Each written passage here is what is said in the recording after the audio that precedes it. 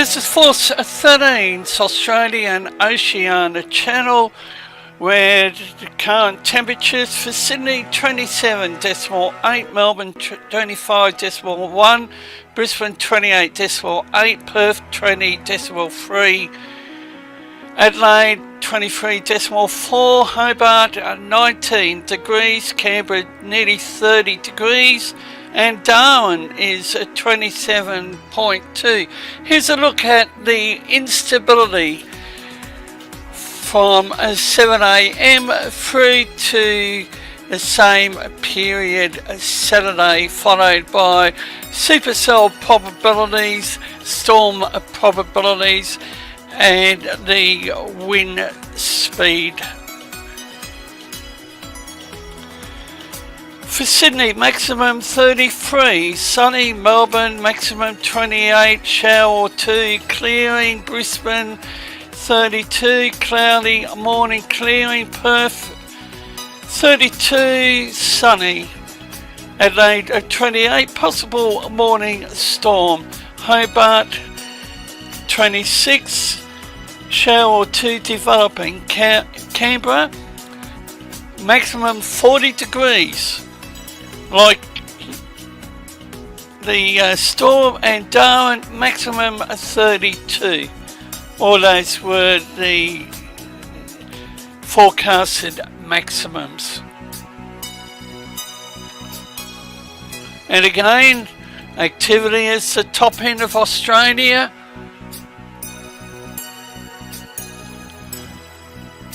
Fire weather warning remains in place for the Illawarra, Shoalhaven, Monaro, Alpine, Southern Ranges, Central Ranges, Lower Central West Plains, the Southern Slopes, Eastern Riverina, Southern Riverina, and the Northern Riverina fire districts.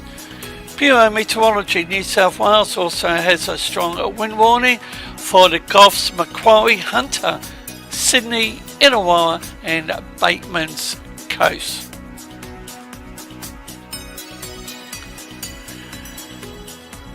Strong wind warning, Central Coast, Central Gippsland, East Gippsland Coast. And no warnings in the state of Queensland.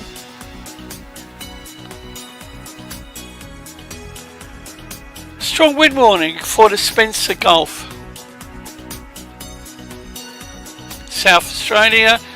And what have we got in Tasmania? Strong wind warning for the far northwest, the central north coast, Bank Strait, Franklin Sound, east of the Flinders Island, upper east, east coast, southeast coast, southwest, central west coast in Tasmania. Small craft alert also in place for the Central Plateau Lakes, Southwest Lakes. Now we have a look at the 12-hourly, 24-hour rainfall outlook.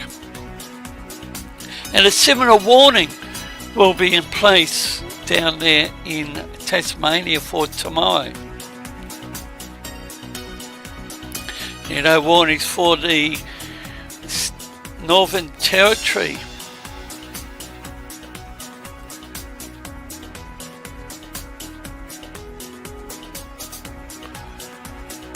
And you can note how the picture changes from day 1 to 8. And what's happening on the tropical scene? Tropical low 1004 millibars, located 15 south 112.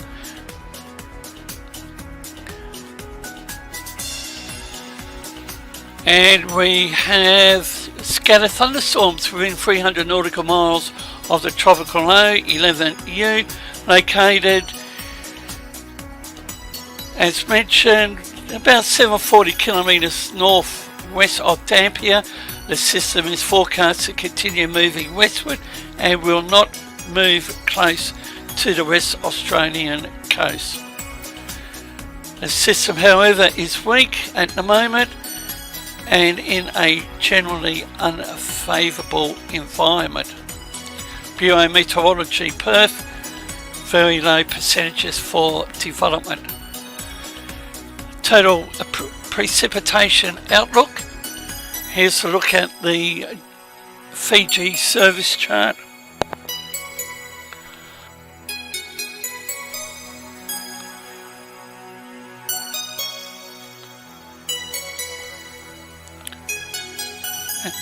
Now we have a look at various cyclone phase tracks, and we start off with the UK Met. So the Bureau says that the tropical low remains very low for development and is likely on Sunday or Monday to track towards the Cocos Islands. The Canadian model, the Navy's NAFGEM, and what I look for is model consensus. When the various models align themselves, then something is likely to happen. Now this is the NCEP GFS.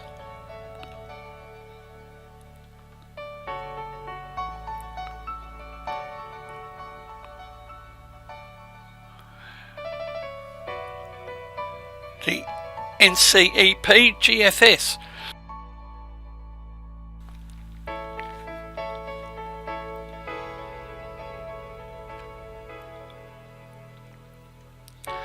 And the Navy's NAFGEM 41 over here off the Queensland coast.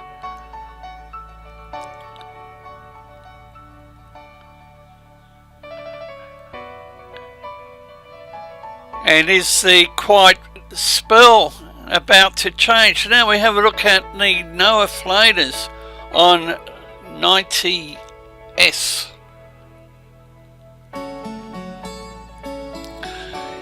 Joint Typhoon Warning Centre, they're not on board, read this low. And when you look at the amount of activity, the environment just hasn't been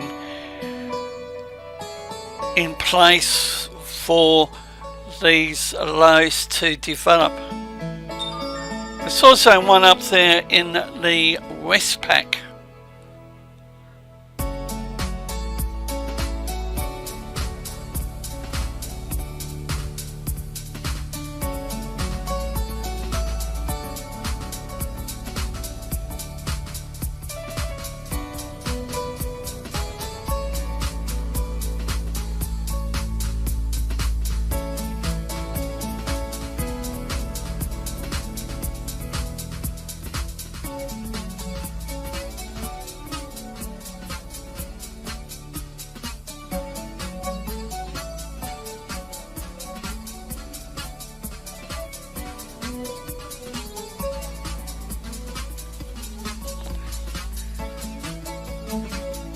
Now we have a look at the tropical cyclone formation probability guide. You can clearly see where the activity is at present, although I'm looking at the area to the north of Darwin, the Solomon Islands, east of Bougainville, and to the north of Vanuatu. There's also an area of interest on the western side of Madagascar, over there in the South Indian Ocean or the southwestern. The upper level divergence isn't that healthy,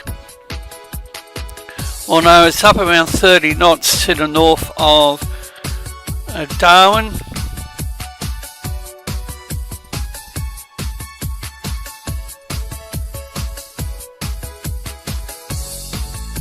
Wind shear, the red's unfavourable, yellow is neutral, green is favourable, and what a mess.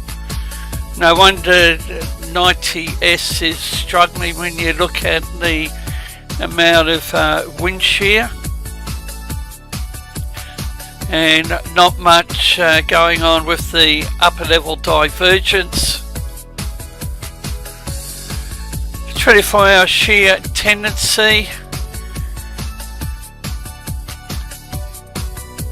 Quite a bit of area in blue, but where the invest is, or the Bureau says tropical low. A lot of yellow. The 850 millibar vorticity, you can see where the tropical low is, and a little bit of vorticity to the north of Darwin. We'll see how that develops over the next few days. Now, what are the models saying? Here's the GFS pressure, average precipitation. Caution needs to be applied with this particular model because it goes out to the experimental 384 hours.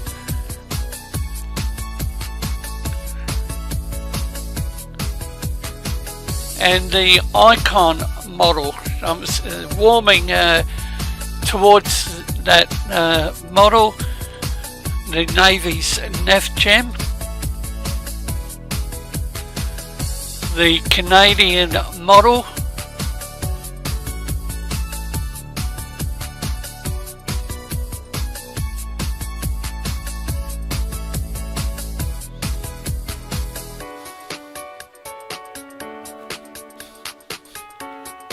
Tropical Tidbits 90S,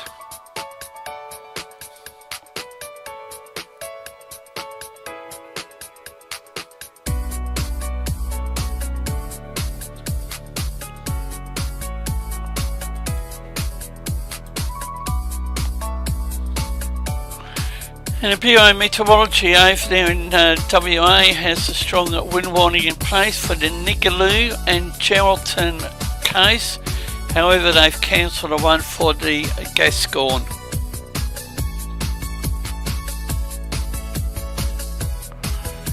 And a fire weather warning is in place for the Gascoyne, Exmouth Gulf case, the southern or south interior fire weather districts.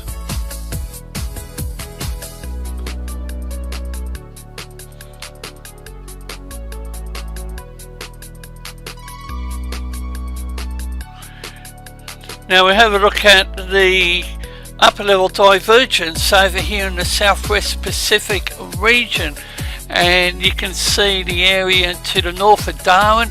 Then we come across to Honeoawa, and it's up around 20 knots.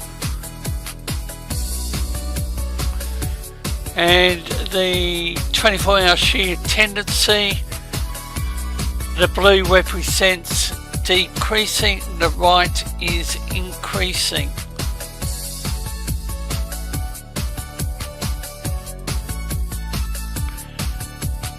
And the 850 millibar vorticity, and in addition to the northern area of Darwin, it's the Cape York eastern region that I'll be monitoring.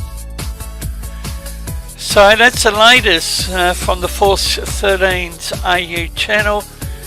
We will continue to bring the latest information when it becomes available.